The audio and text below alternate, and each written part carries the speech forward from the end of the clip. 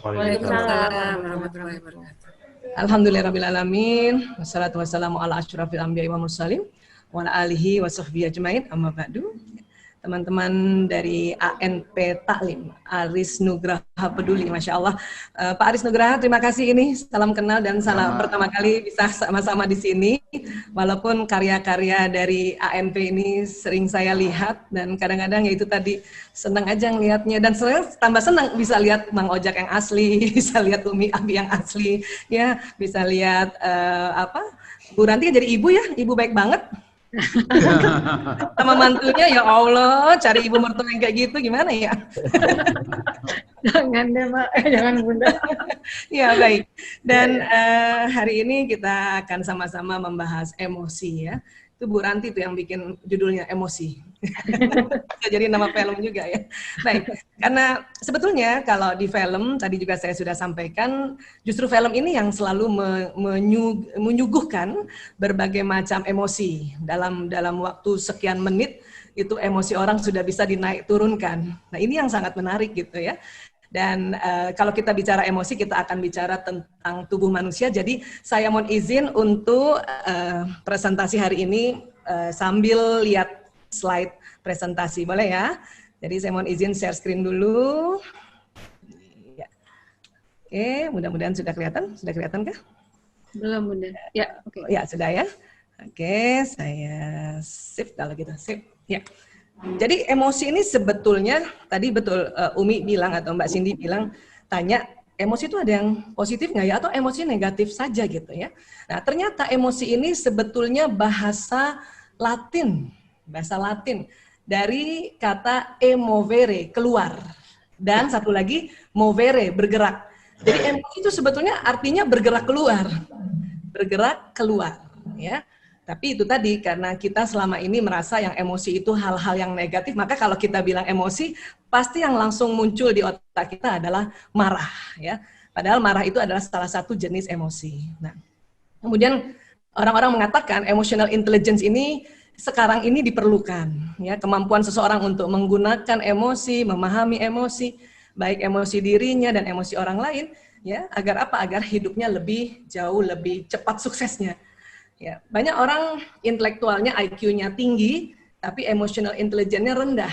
Maka dia nggak cepat melejit kesuksesannya. Tapi ada orang IQ-nya biasa-biasa aja, tapi emotional intelligence-nya dia kuasai, mengerti emosinya, mengerti emosi orang lain. Nah, ini yang insya Allah cepat berhasil dan cepat juga secara kuantum menguasai dunia ini. Ya. Dan kalau kita bicara emosi, tentu kita bicara otak. Mohon izin ini otak manusia yang dikeringkan di formalin. Jadi ilmu otak sebetulnya dari dulu sudah diteliti. Hanya kalau dulu otak mau diteliti, orangnya harus meninggal dulu. Jadi atas izin keluarganya otak disumbangkan ke Fakultas Kedokteran Negara setempat, baru direndam di formalin, barulah kita bisa ambil sedikit-sedikit dan kita periksa ya apa yang ada di dalam otak itu. Gitu. Tapi sekarang ya, karena kita tahu otak manusia ini luar biasa isinya dan otak itu ada dua, Allah ciptakan, otak besar dan otak kecil, dan kemudian terbagi dua, ada belahan kanan dan belahan kiri. Ya. Dan dengan alat ini, namanya functional MRI, functional magnetic resonance imaging, jadi kita bisa lebih berkembang ilmunya. Artinya orang kalau kita mau tahu isi otaknya seseorang, nggak perlu meninggal dulu, nggak perlu orang itu mati dulu. Ya, masih hidup saja sudah bisa dicek otaknya lewat functional MRI ini. Jadi itulah mulai banyak terkuak bahwa di otak itu ada emosi. Oh, rupanya emosi itu kayak gini. Nah, ini karena ada alat ini. Ya. Jadi inilah otak manusia dari berbagai jenis. Kemudian ini museum otak ada di Bangalore, India nih. Di sini ada banyak jenis-jenis otak, ada 600 otak manusia, baik otak yang sehat, otak yang orang-orang sakit kah, Alzheimer kah, ya, autism kah, dan apa segala macam ada di sini. Jadi dulu itu kalau mau periksa otak harus diginikan dulu otaknya, dibuka dari tengkorak, baru bisa kita teliti. Untung sekarang ada alat, jadi nggak perlu lagi meninggal dulu gitu. Nah ini ya kita lihat. Nah, kemudian di dalam otak, persis di tengah otak ada sebuah sistem yang bertanggung jawab terhadap emosi. Nah ini dia bentuknya. Dia persis di tengah otak, persis. Kalau ditanya ukurannya berapa Bu Aisyah? Nah, ini beda-beda ya. Cuman ada beberapa ahli mengatakan kalau mau tahu sebesar apa otak emosinya, ya setiap orang itu sebesar kepalan tangan masing-masing. Nah ini. Jadi kalau teman-teman lihat kepalan tangannya coba, nah segitu otak emosinya. Coba bandingkan sama teman yang lain, besaran siapa? Ya, segini. Makanya waktu kita kecil atau kita kalau kesel sama orang kan suka awas loh kan gitu ya. Bukan hanya sekedar mau tinju orang itu, tetapi mau bilang ini otak emosi saya gitu secara bawah sadar gitu. Dan dia ada di tengah ya. Nah, sistem ini disebut sistem limbik atau the limbic system. Semua orang punya ya. Bahkan hewan golongan mamalia itu juga punya limbik system ini. Makanya sering juga limbik system ini disebut otak mamalia. Ya, jadi ada nih persis di tengah ya. Nah, ini kira-kira kalau dilihat dari samping kira-kira beginilah gambarannya ya. Kemudian selain ada otak mamalia, manusia juga punya otak reptil atau batang otak. Yang ini yang sejajar di tengkuk ini ya, sejajar telinga dan tengkuk. Dan di depannya nanti di sini ada namanya neokortex. Ini mohon izin biasanya kita kesepakatan internasional kalau kita bicara tubuh manusia kita pakai bahasa Latin ya. Mungkin ini nggak usah dihafal tapi paling tidak kita tahu oh ada otak emosi di tengah. Terus ada otak reptil di tengkuk kita. Dan di depan kita ini namanya otak besar atau neokortex ya. Nah, disinilah ilmu-ilmu masuk di sini ya. Teman-teman kalau baca skrip ya, semua itu nanti akan masuk di sini. Akan masuk di sini di prefrontal. Atau kita belajar apapun, baca buku kah, atau dengar taklim kah, dengar seminar, atau nasihat siapapun itu nanti masuknya di otak di depan. Lewat mana? Lewat indera-indera kita, lewat mata, lewat telinga, lewat ucapan-ucapan. Kalau kita baca sesuatu, ada orang yang harus diucapkan pakai lisan, nah itu nanti dia masuk ke sini, tapi lewat batang otak, lewat otak mamalia, dan baru masuk di sini. Terkadang otak mamalia dan batang otak ini tegang dia. Kalau tegang, ilmu itu ya itu sulit untuk masuk ke depan. Dia hanya berkumpul di batang otak. Dan batang otak ini tempatnya ya short memory. Jadi kalau misalnya kita hafal skrip, tapi dengan keadaan tegang, itu tetap masuk tapi hanya sampai batang otak, hanya ingat 1 kali 24 jam. Ya, setelahnya bisa lupa lagi, maka harus dibaca lagi gitu. Sebetulnya yang kita harapkan adalah masuk di dalam prefrontal cortex ini, karena ini memorinya jangka panjang. Tapi supaya masuk ke sini, inilah batang otak harus rileks, ya. Kemudian otak mamalia juga harus rileks, seperti itu. Ya, kalau untuk kita mau masukkan ilmunya gitu. Ya. Tapi kalau nanti kemudian untuk syutingnya, ya teman-teman artis dan aktor ya harus mengikuti skrip dan mengikuti apa emosi dari skrip itu. Inilah yang nanti akan bekerja nih. Ya, otak limbik sistem ini yang nanti akan terjadi sesuatu yang nanti akhirnya badan seseorang ini atau artisnya ini itu akan mengikuti sesuai ya skrip emosinya, skrip dari cerita dan memunculkan emosi gitu. Makanya sebetulnya para artis dan aktor ini ya orang-orang yang bertalenta yang sebetulnya sudah pandai memanage emosinya ya. Walaupun latihannya untuk sebuah skrip cerita. Tapi sebetulnya sudah bisa dia switch untuk level emosinya. Ya. Nah, sekarang kita lebih dalam cerita tentang batang otak. Batang otak ini adalah otak yang bertugas kalau kita ada serangan dari luar. Ya, jadi kalau misalnya kita tiba-tiba keluar rumah, dikejar anjing gitu ya, dan kita takut, ini kadang batang otak yang akan bekerja. Ada 2 responnya di dalam batang otak ini kalau dia tegang. Apa? Fight or flight. Serang itu anjing, mungkin lempar pakai batu kah, atau apa yang ada di tangan kita, atau lari kencang-kencang. Nah itu kerja dari otak reptil seperti ini. Ya. Saya sering juga tuh lihat di film-film ada banyak scene-scene yang memang sengaja batang otak yang bekerja. Sehingga terjadi ya fight or flight kayak gitu. Nah kalau otak emosi ini lebih variasi jenisnya. Ya. Nah kemudian ada alat elektroensefalogram ini, makanya kita bisa tahu bahwa emosi itu ternyata kalau dipetakan itu kok jadi kayak tangga gitu. Kok bisa kayak tangga ya gitu. Kenapa? Karena ternyata semua emosi itu ada frekuensinya. Ya, ada gelombang yang bekerja di otak. Ya. Sehingga pada saat sudah dipetakan gitu ya, ya ternyata kayak tangga gitu. Dan kalau kita masukkan dengan ilmu yang ada di dalam hawa nafs atau yang kita di konsep Islam, ya inilah terdiri dari 3 nafs. Nafsu lawamah, ini biasanya 3 level jenis emosi. Apati, sedih dan takut. Kemudian amarah, ini masuk di sini desire atau ini ciri-ciri khasnya kalau kita buru-buru ya. Kita buru-buru ini masuknya ada di sini ya, atau lust ya, rakus kah, apa ini masuk di sini. Kemudian marah ya, marah ini termasuk itu tadi ya, kesal, jengkel, dengki, dendam dan sebagainya ya. Dan kemudian ada satu jenis lagi yang di nafsu amarah yaitu sombong, pride. Ya, nah ini masuk kategori nafsu amarah. Mulai di atas pride itu ada level emosi yang disebut courageous atau semangat atau berani. Ini mulailah masuk ke kategori nafsu mutmainnah. Ya. Di atasnya lagi ada emosi yang jenisnya acceptance, menerima. Bersyukur tuh ada di sini, lebih sering ada di sini. Di atasnya lagi ada emosi yang jauh lebih tinggi lagi yaitu peace, damai, ya peace gitu. Dan kemudian di atasnya lagi ada yang paling tinggi adalah pencerahan. Ya. Itulah makanya saya sangat apresiasi banget ya dengan ANP bikin taklim setiap Kamis, Masya Allah. Karena biasanya dengan taklim kemudian kita belajar dengan siapapun guru-guru kita itu bisa masuk ke level pencerahan gitu. Ya. Apalagi yang bisa masuk ke level pencerahan ini banyak sebetulnya, termasuk merenung ya, termasuk misalnya ya memperdalam skrip itu bisa tiba-tiba langsung masuk ke pencerahan gitu, tarang gitu, rasanya seneng banget. Dan mulai dari courageous ini sampai pencerahan inilah yang dikategorikan zona ikhlas, ya. Nah emosi ini ada semua di otak kita, dia nggak bisa hilang,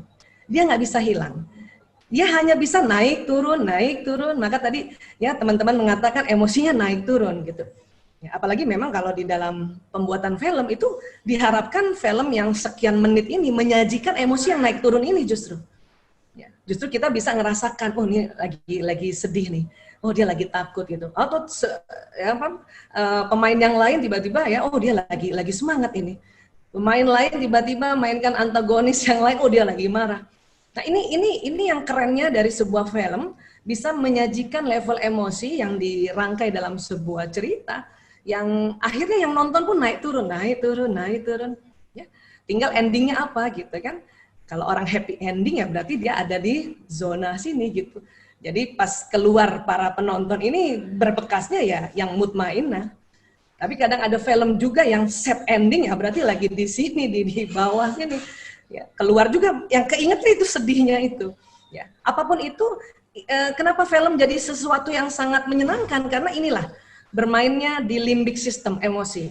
Dan kalau kita bisa lihat itu hormon-hormon yang keluar di otak kita itu naik turun tuh. Ya, pas lagi dia ada di mutmainnah yang keluar itu dopamin, oksitosin. Pas dia turun ke bawah ada kortisol. Pokoknya hormon-hormon yang naik turun atau gantian keluarnya, hormon bahagia, hormon kesal, hormon senang, hormon pokoknya jadi di tubuh kita juga terjadi sesuatu di dalam hormonal dan dia nanti masuk ke pembuluh darah ya. Makanya kadang kita ada rasa tuh ya, rasa di badan kita ya, rasa merinding kah atau rasa ya kayak kedinginan karena terlalu takut atau seperti apa ya. Jadi inilah sesungguhnya teman-teman yang memproduksi film ini yang diolah sebetulnya. Baik mengolah para pemainnya dan juga kita yang nonton. Ya, nah sekarang di dalam kehidupan nyata bagaimana ini? Ini juga tetap bekerja. Ya. Dikatakan seseorang keimanannya naik turun karena ada emosi ini. Ya, ada emosi ini. Kadang kita pas lagi di atas atau lagi di damai atau ya di sini ya, waduh ini udah bagus banget ini kita hidupnya tenang banget kalau kita pas lagi di sini ya. Tapi kadang-kadang sudahlah damai dapat berita ya bahwa ini pandemi bisa sampai 2 tahun loh, itu bisa emosi kita turun ke takut loh, langsung jubrak gitu ya. Tapi itu ya wajar aja karena memang emosi ini ada di otak kita ya. Jadi kalau misalnya kita ada rasa takut juga atau cemas itu wajar ya, atau ada sedih gitu ya gimana ya antara sedih dan takut berkecamuk langsung gitu kan. Ada juga orang turunnya nggak langsung turun, dia turunnya ke marah aja ya, langsung cari siapa sih sebetulnya yang bikin corona ini ya, itu ada di sini berarti ya. Ini it's okay, ada di sini oke aja. Hanya ya kita diminta supaya lebih banyak benefit kehidupannya ya di luar kita prosesi pembuatan film, dan ini banyak manfaatnya. Pada saat kita di bawah diminta cepat-cepat naik ke atas ya. Tapi ini nggak bisa hilang. Makanya jangan heran besok lagi kok ada rasa marah lagi. Mungkin beda permasalahannya. Karena ini memang ada di otak, dia nggak hilang. Itulah makanya kalau kita bilang, ya Allah hilangkan marahku, itu kurang tepat kalimat itu. Tapi kalau ya Allah angkat marahku, angkat takutku, angkat keselku, nah itu baru tepat itu. Karena memang kita mau angkat dia untuk naik ke atas, naik ke atas, ya. Nah, itulah makanya istilahnya move on. Ayo come on move on gitu. Nah inilah ya. Dan keimanan kita tadi saya sampaikan bahwa kita bisa naik turun. Pas kita ada di bawah takut dan kelamaan takut nggak cepet-cepet naik ke atas. Nah di sini kita bisa lupa nih. Bisa lupa kalau Allah maha segalanya. Allah maha mengatur, ya Allah maha memberi rezeki. Kalau kita takutnya kelamaan, lupa itu ilmu-ilmu tuh terblokir semuanya, ya terblokir. Dan kita cuman bingung aja nggak tahu mau bikin apa. Dan pada saat kita emosi makin turun, frekuensi juga makin turun, maka ya badan kita juga vitalitas makin turun. Itulah makanya gimana supaya kita senantiasa naik juga ke atas, ya. Walaupun nanti kegiatan film itu pada saat nanti take diminta untuk juga bisa turun untuk merasakan marah gitu ya, bisa turun juga merasakan takut. Ini yang sebuah talenta yang itu juga bawaan lahir sebetulnya, bisa memainkan emosi ini gitu. Ya, jadi kira-kira seperti ini dulu, nanti kita lihat cara menaikkannya ya. Baik, kemudian cara paling gampang atau paling umum sebetulnya tarik nafas dalam. Gitu. Bahkan kadang-kadang tubuh kita itu dia keluar mekanisme menghela nafas secara otomatis gitu. Ya, kita lagi ngantri mau beli sesuatu terus ada yang nyelak gitu ya, ada yang lewatin depan kita, itu kita otomatis tuh tarik nafas gitu ya. Nah, pada saat habis tarik nafas panjang itulah maka ya oksigen akan masuk ke dalam tubuh, kemudian terjadi pertukaran di paru-paru, kemudian masuk ke jantung memompa. Walaupun ini kerjanya cepat sekali, akhirnya otak yang limbik sistem yang tegang tadi karena ada oksigen makanya jadi rileks ya. Nah, terus naiklah emosi itu. Terus ada cara lain ya, kalau kita dalam Islam ya disuruh kita membaca ta'awudz ya. Rasulullah SAW bersabda, sungguh saya mengetahui satu kalimat, jika dibaca oleh orang ini marahnya akan reda ya, jika dia membaca a'udzubillahi minasyaitonirrajim ya. Aku berlindung pada Allah dari setan yang terkutuk. Tentunya alhamdulillah kita juga dari kecil sudah terbiasa atau bahkan sudah otomatis di otak kita ya membaca ta'awudz ini, a'udzubillahi minasyaitonirrajim. Nah ini yang diharapkan supaya menjadi sebuah skill yang otomatis gitu. Ada rasa marahkah atau takutkah atau sedihkah, auzubillahi minasyaitonirrajim. Ya.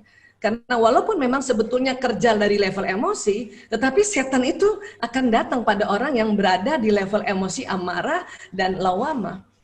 Ya, dia berharap untuk terus turun. Akhirnya kalau makin turun, paling bawah kan apati. Apati ini rasa putus asa.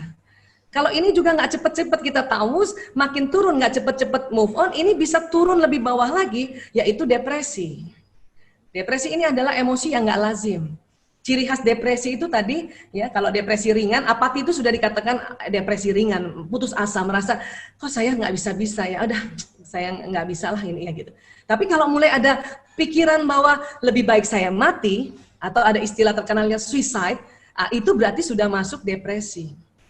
Kalau sudah depresi, ini harus kita minta bantuan profesional untuk mengangkat naik dia ke atas dengan bantuan zat kimia. Karena orang depresi itu zat kimianya udah hang di otaknya itu.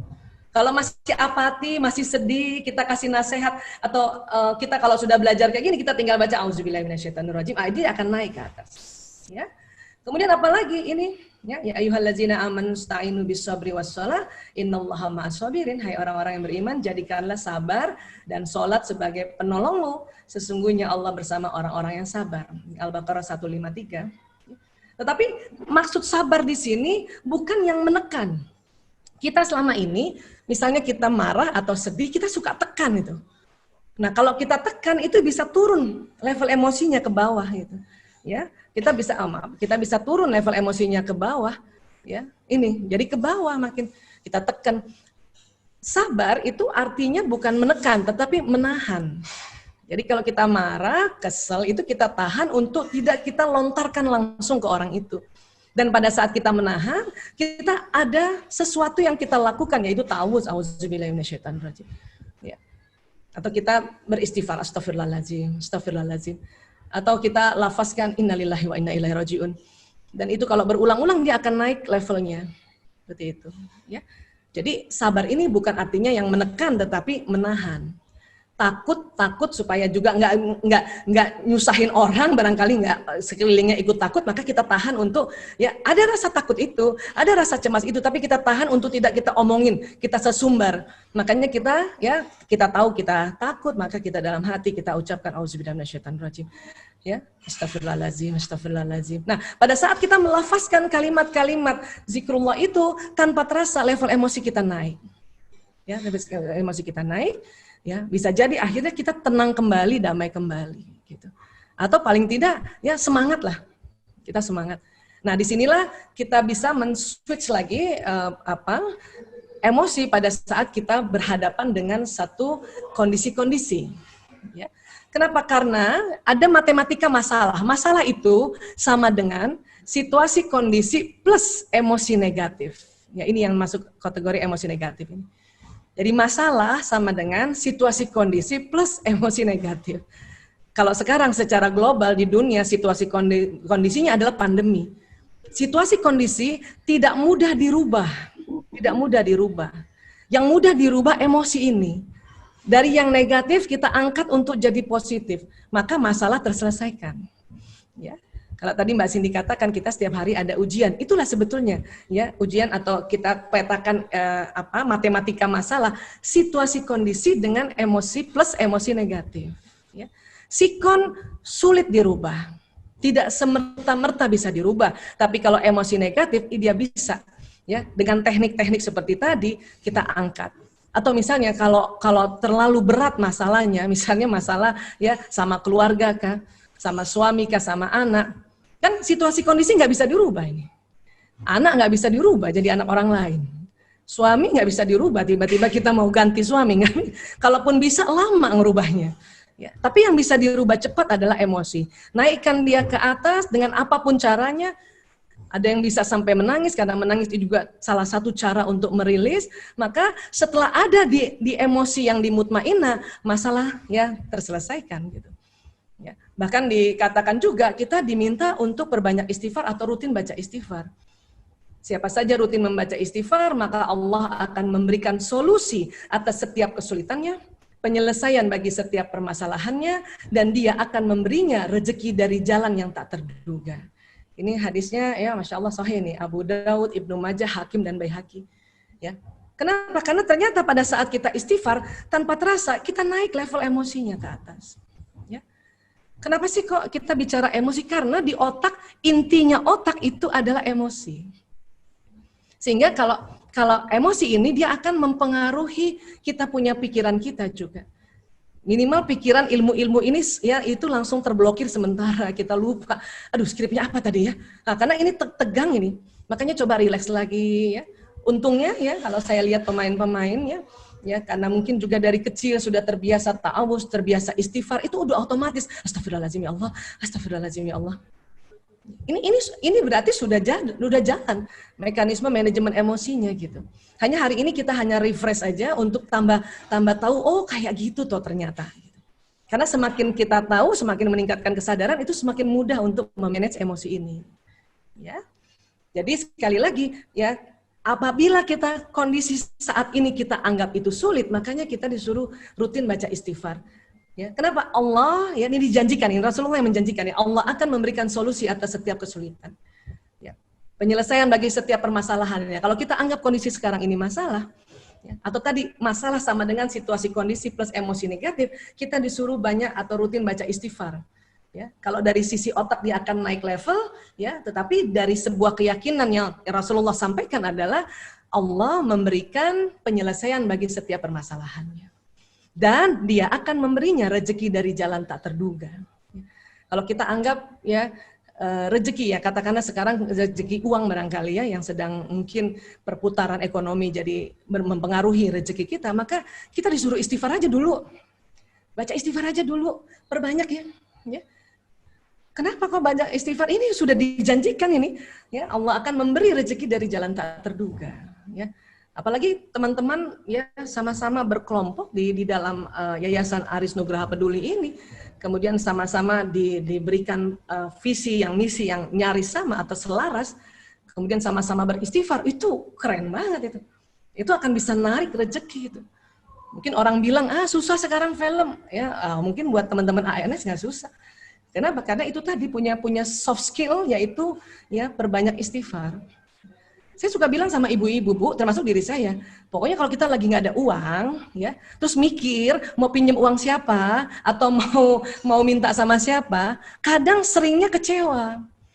Kenapa? Karena bisa jadi mereka sedang nggak punya uang juga. Itulah makanya disuruh baca istighfar dulu, astagfirullahaladzim.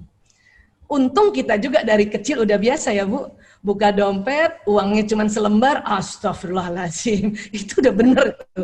Keren itu. Tinggal ditingkatin aja lagi, diperbanyak aja lagi. Ya. Kenapa? Karena mekanisme nanti di dalam tubuh itu, kalimat astagfirullahaladzim itu akan jalan di badan kita, jalan ke otak. Karena ini ada sistem saraf ya, dari otak ini akan ada sistem saraf, ini membawa pesan. Kenapa? Karena sistem saraf ini kayak kabel listrik atau kayak kabel telepon. Astagfirullahaladzim. Ya, dia jalan astagfirullahaladzim. Ya, auzubillahi minasyaitonirrajim. Dia jalan auzubillahi minasyaitonirrajim. Ya Allah, ini jalan ya Allah, ya Allah. Ya.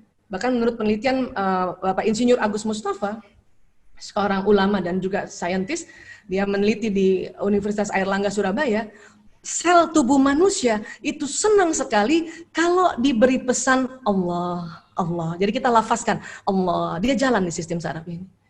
Bukan hanya melafazkan, mata melihat ada lafaz Allah gitu ya. Entah di mana kita pasang itu ada lafaz Allah, itu jalan di badan Allah, Allah, Allah. Telinga juga mendengar Allah gitu ya, dia akan jalan. Juga kalimat yang ada Allahnya. Bismillahirrahmanirrahim. Ini makanya badan ini ya, kita memulai sesuatu dengan baca basmalah, dia jalan Bismillahirrahmanirrahim. Itu kayak kalau kita bisa ngeker atau ngelihat senangnya sel-sel itu, dia bahagia banget. Ya, kebayang kayak gitu barangkali ya, ini kalau dianimasikan kayak gitu. Apalagi otak, batang otak emosi, dia akan rileks. Ya. Namun sebisanya kalau kita sedang berada di level emosi bawah, istighfarnya dilafazkan sedikit. Kenapa? Karena selain dia jalan ke sistem saraf, pelafazan istighfar, astagfirullahaladzim, itu mengeluarkan karbon dioksida dari mulut. Astagfirullahaladzim. Pada saat karbon dioksida keluar maksimal dari mulut, hidung akan tarik oksigen lebih banyak. Astagfirullahaladzim. Nah itu tadi. Hidung ya akan menarik oksigen ya, dan itu tadi nanti darah yang dipompa oleh jantung dia membawa oksigen yang banyak. Ya. Begitu juga sebetulnya di dalam surat Al-Isra 110 ya, Allah berfirman, katakanlah sebutlah Allah atau sebutlah Ar-Rahman dengan nama yang mana saja kamu sebut, dia mempunyai Asmaul Husna, dan janganlah kamu mengeraskan suaramu dalam sholatmu dan jangan pula merendahkannya, dan carilah jalan tengah di antara keduanya. Ya, di sini memang ada perintah yang untuk sholat, tetapi sebelumnya ada ya penyebutan untuk menyebut Allah atau menyebut Asmaul Husna atau menyebut lafaz-lafaz yang ada Allahnya, itu sama diminta tidak terlalu keras dan juga tidak hanya dibatinkan saja. Cari, artinya kita bisikkan. Sama waktu kita sholat kan, kita sholat kita membisik-bisikkan itu, nah itu akan jalan di badan kita. Kalimat-kalimat di dalam sholat, mulai dari takbiratul ihram sampai salam, itu akan jalan di sistem saraf kita, itu jalan. Ya. Makanya sholat juga sebagai penolong. Gitu. Ya. Bahkan untuk naikkan level emosi atau memberikan oksigen ke otak, itu baru salah satu dari jutaan manfaat sholat. Ini kita lihat ya, pembuluh darah ini sampai ke ujung-ujung ya. Dan tadi kita sudah sama-sama sharing, di depan sinilah itu ilmu-ilmu yang kita pelajari atau kita baca skrip misalnya. Nah, hanya kalau kita lihat pembuluh darah sampai ke ujung ini itu cuman kecil. Ya, pembuluh darahnya kecil. Makanya kadang-kadang ya kita sering lupa terhadap ilmu yang pernah kita baca. Ya. Makanya di dalam sholat ada salah satu gerakan yaitu sujud. Karena pada saat kita sujud, jantung lebih tinggi dari kepala, darah akan jalan ke pembuluh darah dan pembuluh darah yang mengecil ini membesar. Dan dia akan membawa darah yang berisi nutrisi dan oksigen. Itulah makanya kalau kita, tentu sujudnya yang tumak nina ya, pelan-pelan, khusyuk gitu ya. Nah, itu makanya ilmu-ilmu yang di otak kita itu dikasih nutrisi, dikasih oksigen, sehingga kita tetap ingat gitu, memudahkan untuk ingat. Seperti itu juga. Kata para ahli, tidak bakal oksigen dan nutrisi sampai ke prefrontal kalau tidak posisi sujud. Ini kita beruntung sekali karena kita ibadah khusus kita ada gerakan yang disebut sujud tadi. Ini baru dari salah satu manfaat pembuluh darah saja nih, belum lagi bahas yang lain ya. Dan kemudian orang-orang yang sabar dalam kesempitan, penderitaan dan dalam peperangan, mereka itulah orang-orang yang benar imannya. Dan mereka itulah orang-orang yang bertakwa. Jadi kalau ada orang bilang, lo jangan sabar-sabar banget kan gitu ya. Justru yang sabar-sabar banget itu yang benar gitu. Tapi kan kalau di dialog film kan itu seru tuh ya, nyinggung kita gitu. Lu jangan sabar-sabar banget, kenapa jadi istri kan gitu ya.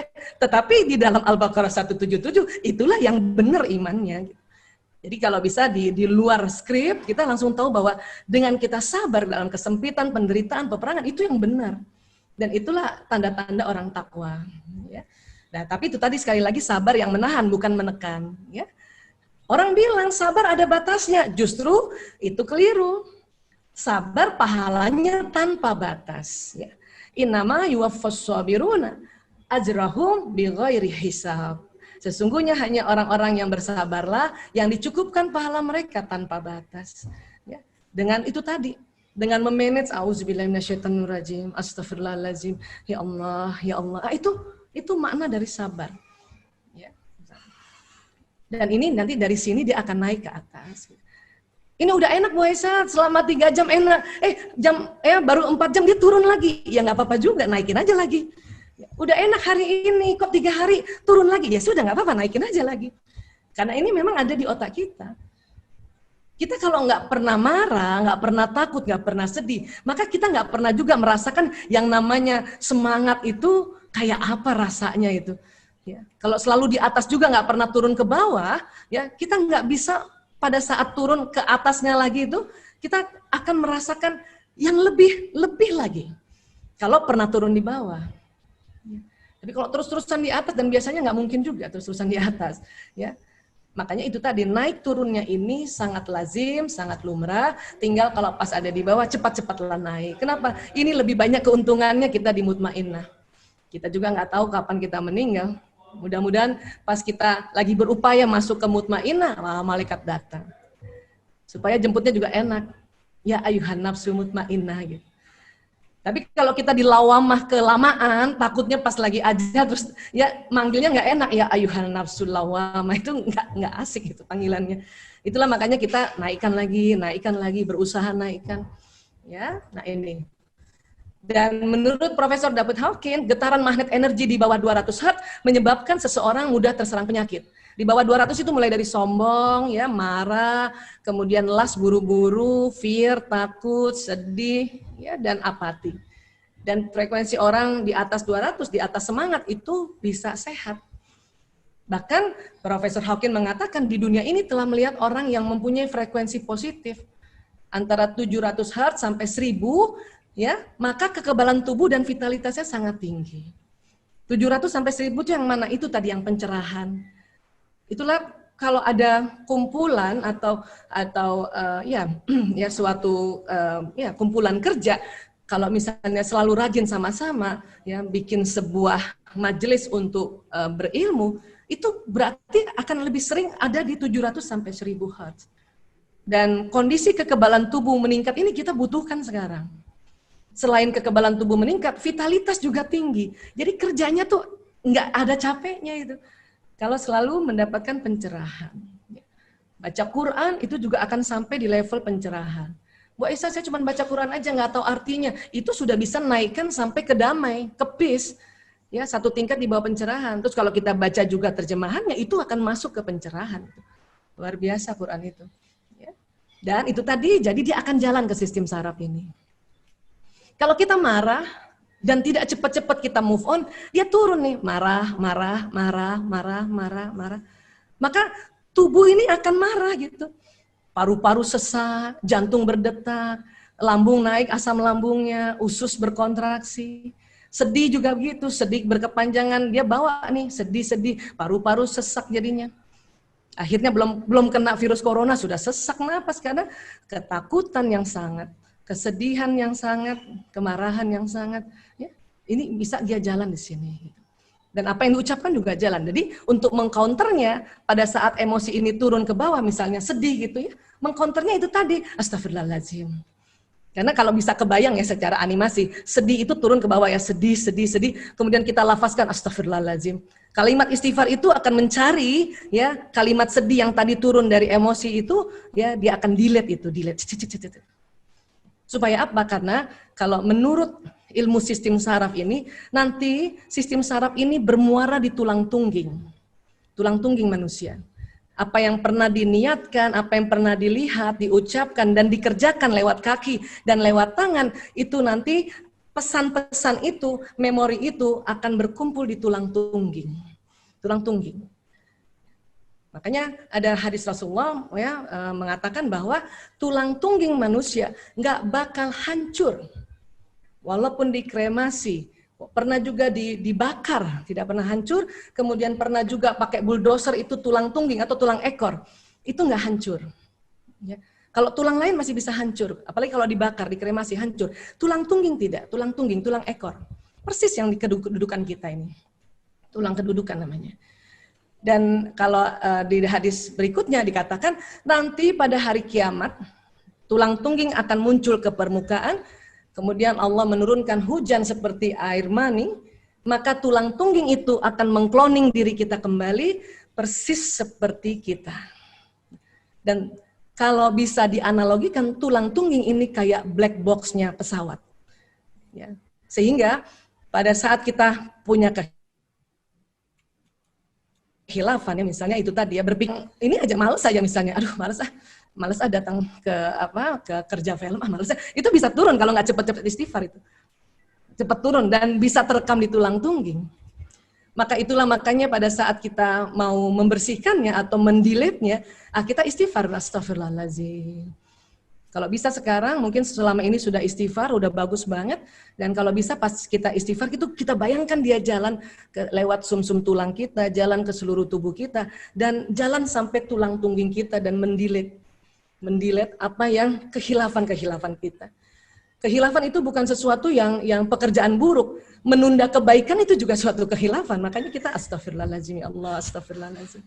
Ya. Supaya apa? Supaya badan ini betul-betul dalam yang kondisi yang pasrah pada Allah gitu. Innalillahi wa inna ilaihi raji'un. Itu akan jalan di badan. Ya.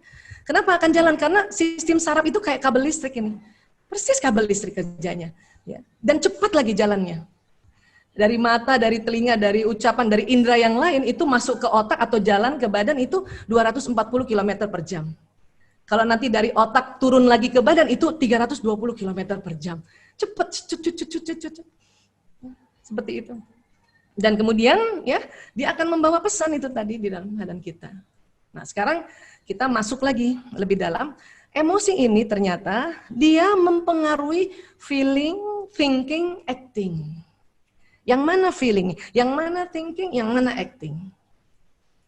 Thinking tadi kita sudah sharing sama-sama ya secara cepat tadi, itu adalah pikiran-pikiran kita yang kita sudah tanamkan tadi, ilmu-ilmu kita gitu. Jadi emosi itu akan mempengaruhi pemikiran kita. Feeling yang mana? Kesepakatan para ahli, feeling itu ya ada di kolbu. Ya, ada di kolbu. Oh ini turun nih ya. Ada di kolbu. Nah, dan kolbu itu ya menurut Imam Ghazali mendefinisikan kolbu itu adalah daging yang bersuhu panas, berbentuk kusam, berada di sisi sebelah kiri dada. Di dalam isinya ada rongga yang berisi darah hitam sekali. Ini kata Imam Ghazali. Ya, itu 1058 1111 Masehi beliau lahir atau hidup ya. Kemudian dalam surat Al-Hajj itu dikatakan juga kolbu yang di dalam dada. Al-qulubul lati fis sudur. Ya. Maka kolbu ini setelah semakin terkuak, semakin kesini nih, semakin tahun-tahun ke sini, itu ternyata merujuk pada organ yang disebut jantung.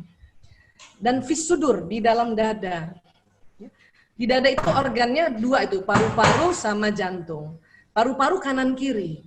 Jantung ini dia mengarah ke kiri, dia bengkoknya ke kiri. Maka Imam Ghazali pada saat itu mengatakan kolbu itu yang berada dada agak ke kiri. Ya, bentuknya rongga, isinya darah. Gitu. Karena banyak juga yang mengartikan kolbu itu hati. Hati. Walaupun mungkin pegangnya di dada ya. Hanya kalau kita mau luruskan sedikit, kalau hati secara anatomi yang disebut lever itu, dia posisinya malah ke kanan. Posisinya ke kanan. Dan agak turun, dia tidak di rongga dada, tapi agak turun ke abdomen atau ke rongga perut. Gitu. Ini kalau hati yang secara anatomi. Tapi kita selama ini, kita selalu bilang kolbu itu hati, tapi kita pegangnya yang jantung. Jadi sebetulnya kolbu itu jantung. Ya. Jadi emosi ini dia akan mewarnai feeling kita juga, perasaan yang di jantung. Kenapa? Karena di jantung itu ada organ perasaan selain dia organ yang organ pemompa darah, ya. Nah, dan kemudian dari tadi nih otak yang limbik sistem ke jantung itu ada jalur khusus, ada saraf-saraf khusus. Itulah makanya mengapa emosi yang di sini dia mempengaruhi perasaan yang di jantung dan juga mempengaruhi pikiran. Akhirnya action kita berpengaruh pada emosi tadi. Itulah dikatakan emosi mewarnai feeling, thinking, dan acting. Kok bisa ya jantung diwarnai ya? Padahal kan jantung itu kerjanya pompa darah. Tahun 91 ditemukan dan bahkan diperkuat tahun 2000, ternyata di jantung ada sel otaknya. Sel otak itu namanya neuron, sel otak. Ya, biasanya sel otak ini ada di otak manusia, jumlahnya 100 miliar. Satu sel otak itu kerjanya kayak satu komputer tercanggih di zamannya.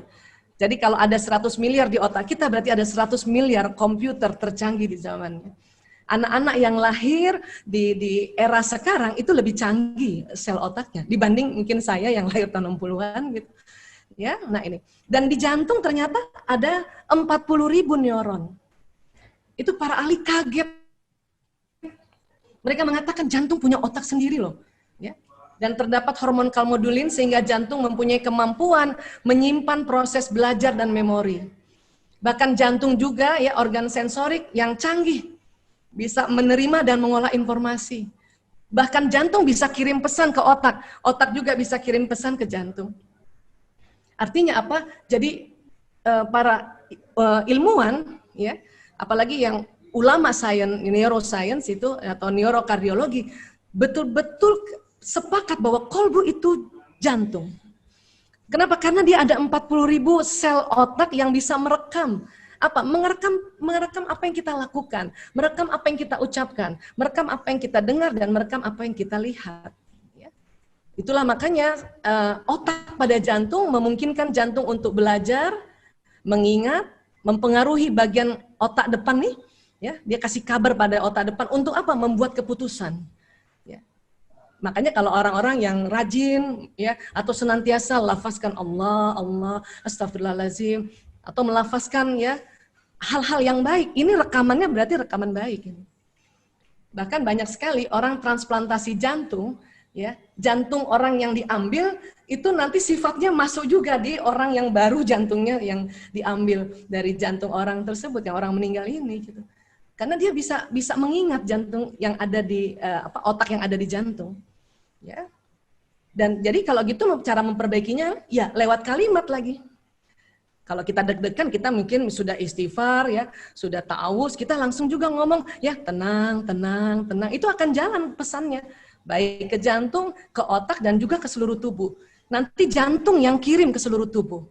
Itulah makanya ucapan pertama itu terekam di jantung, kemudian terekam juga di otak, nanti jantung dan otak ini yang bawa pesannya lagi ke seluruh tubuh.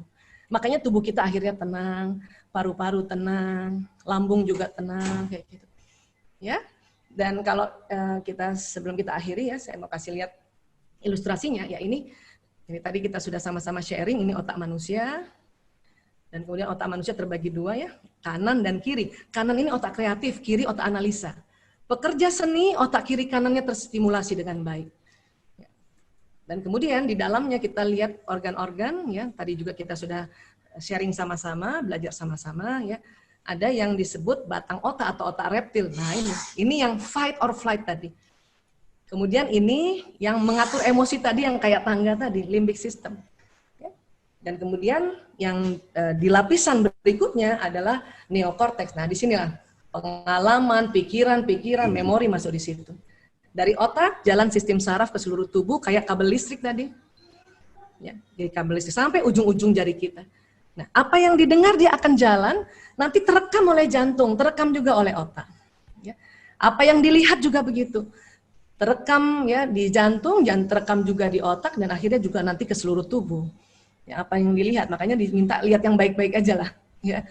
Kemudian apa yang diucapkan, apa yang dilafazkan, bahkan dengan pengucapan ini kita bisa ya membetulkan pikiran dan perasaan kita lagi gitu. Ya. Nah, jadi jantung ini menghasilkan medan elektromagnetik yang paling kuat dan paling luas nih. Bahkan nanti ya setiap pesan jantung yang kirim ke setiap sel tubuh. Tung gitu. Ya. Terus jantung punya medan elektromagnetik 5.000 kali lebih besar daripada otak. Ya, jadi otak sebetulnya punya frekuensi juga, jantung juga punya.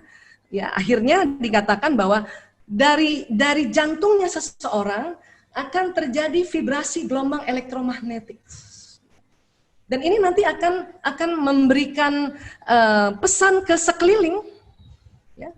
Ada yang 3 meter, ada yang bahkan bisa sampai 5 meter. Artinya kalau nanti sama-sama dalam bekerja, teamwork ini, itu akan terasa itu. Ya, akan terasa bahwa hari ini semuanya lagi seneng nih. Ya.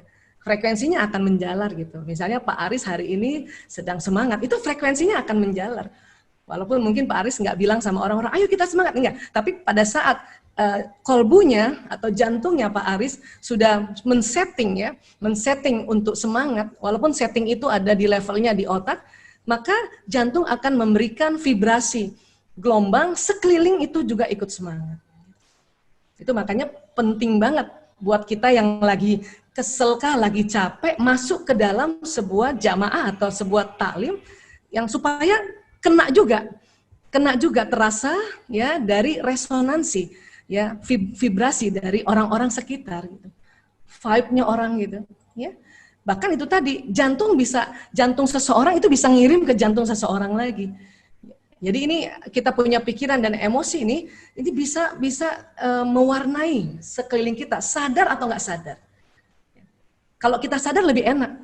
Misalnya kita mau setting nih kelompok teman-teman di ANP ya untuk semangat semuanya, ya sudah kita naikkan, kita bayangkan level semangat, tangganya semangat, atau naikkan lagi, sudah semangat naikkan sampai kita bersyukur, atau naikkan lagi sampai ke level pencerahan, dan bersama-sama doa bersama. Oh, itu sinyal dengan sinyal itu akan saling berkolaborasi. Untuk apa? Selain memberikan vibrasi sekeliling, ini juga akan memberikan vibrasi ke seluruh dunia ini. Makanya tubuh ini dari otak dan dari jantung dan bahkan dari sel-sel tubuh akan memancarkan gelombang ini. Gelombang inilah yang tertangkap oleh kita penonton pada saat teman-teman memproduksi sebuah film.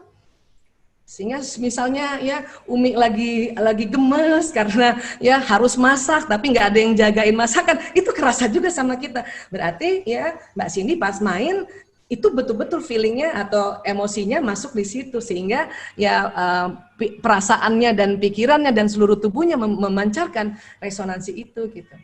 Ya, misalnya Mas Pur misalnya gitu ya sedih karena istrinya suruh berhenti kerja tapi tetap mau kerja. Ya mungkin pada saat itu juga Mas Pur saat itu rasa sedih. Ya, itulah kerasa juga ke kita gitu. Ini nembus ini. Dan inilah yang membuat film itu akan terasa enak ditonton karena pada saat bermain ya emosi itu akan mewarnai, dan pada saat di luar permainan ya sinyal ini bisa dipadukan untuk apa? Untuk menarik apa? Menarik apa yang kita inginkan. Karena lapisan paling luar ini sebetulnya ada penjelasan secara anatomi, cuman itu butuh waktu. Lapisan paling luar yang disebut gelombang spiritual, inilah yang membawa pesan doa. Inilah yang membawa pesan niat, dan inilah yang membawa pesan prasangka. Jadi kalau kita berdoa itu bukan sekedar kita tunduk kepala dan melafazkan ya kalimat-kalimat doa. Dia jalan di badan dan dia terbroadcast oleh gelombang bioplasmik ini.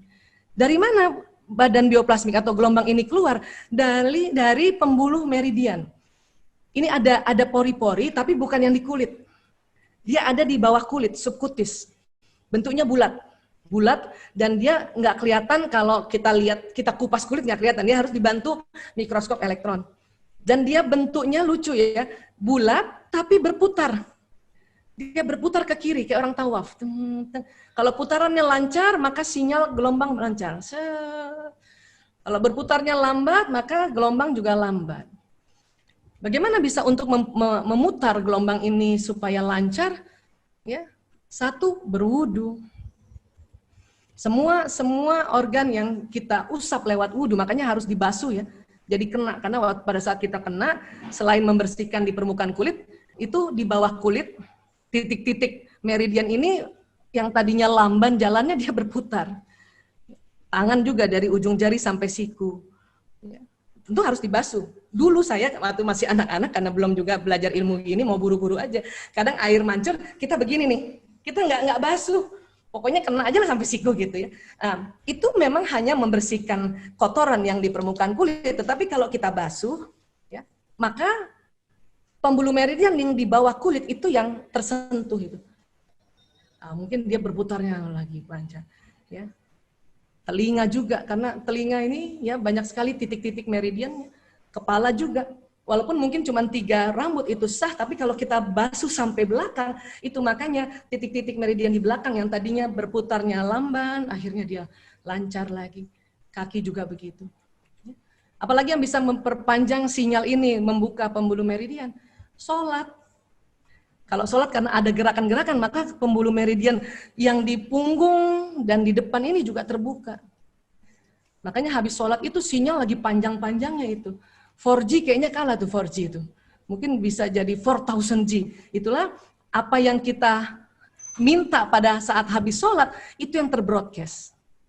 Dan jangan salah, habis juga kita selesai doa, kita gulung sajadah dalam perjalanan atau kehidupan kita, dalam gerakan-gerakan kita, action-action kita habis sholat misalnya, dari zuhur ke asar, omongan-omongan, pikiran-pikiran, perasaan-perasaan yang dari zuhur ke asar itu terbroadcast. Ya. Nah, cuman kalau biasanya, kalau dari pendekatan analisa, ya, kenapa harus lagi ditegakkan di sholat di asar? Karena memperkuat lagi sinyalnya. Ya. Sampai nanti maghrib ke isya itu yang paling dahsyat itu. Makanya orang banyak doa antara maghrib ke isya itu karena dia waktunya pendek, sinyal belum sempat turun, belum sempat reda, diperpanjang lagi. Nah itu kerennya dari maghrib ke isya.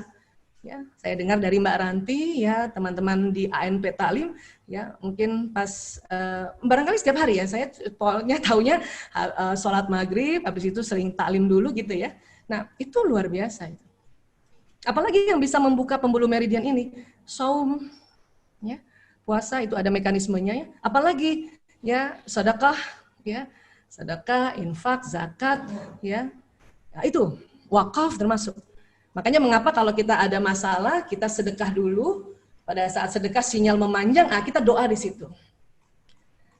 Yang cilaka habis sedekah, sinyal lagi panjang, kita ngomong buruk, itu omongan yang buruk terbroadcast. Ya. Bahayanya apa kalau kita ngomong yang buruk? Ya, omongan itu akan terbroadcast ke alam semesta. Dan sinyal ini karena ada sifat magnet, dia bisa menarik. Apa yang ditarik peristiwa? Apa yang ditarik kejadian? Yang bagaimana? Yang seperti kita ucapkan, baik dilafazkan kah, atau dalam benak kita, atau dalam kolbu kita. Itulah makanya diminta untuk selalu berprasangka baik. Ya, kenapa? Akan ditarik hal-hal yang baik. Aku mengikuti prasangka hambaku. Ya, Allah berfirman di hadis qudsi karena ada mekanisme seperti ini. Ya, mudah-mudahan teman-teman di ANP ya, akan semakin kompak. Karena bayangkan satu orang saja bisa narik sesuatu yang luar biasa, apalagi teman-teman berkumpul kayak begini, menyamakan visi, menyelaraskan ya misi, maka akan ditarik kebaikan-kebaikan. Ya. Dan terima kasih produksi-produksi filmnya telah memberikan, menginspirasi kita semua, alhamdulillah ya. Dan terima kasih sekali lagi saya diundang dan akhirnya bisa kenalan. Ya, wabillahi taufiq wal hidayah. Assalamualaikum warahmatullahi wabarakatuh. Saya kembalikan ke Umi, ya Mi.